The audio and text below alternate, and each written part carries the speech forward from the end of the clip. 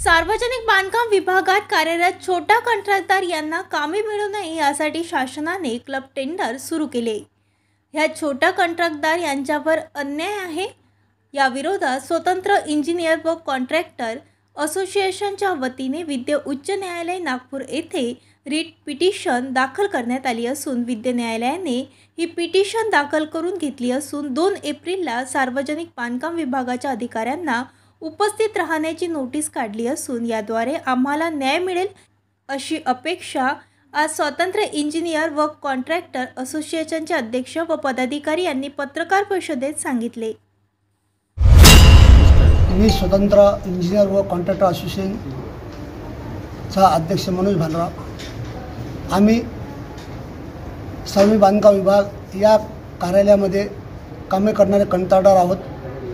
Club tender शासनाने करू नये याकरिता आम्ही शासनाच्या दरबारी अनेक वेळा न्याय मागणी केलेली आहे, परंतु शासनाने आमचं न ऐकता क्लब टेंडर काढलेले आहेत।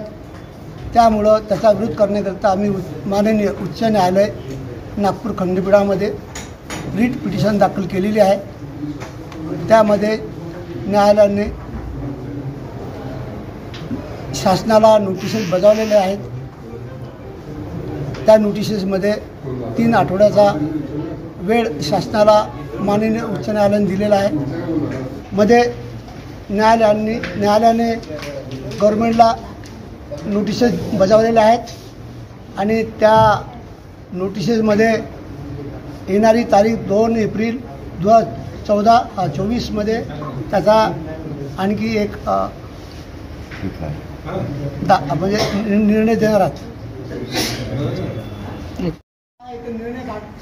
ताज्या बातम्या आणि घडामोडी बघण्यासाठी महाराष्ट्र मेल या चॅनलला लाईक आणि सबस्क्राईब नक्कीच करा।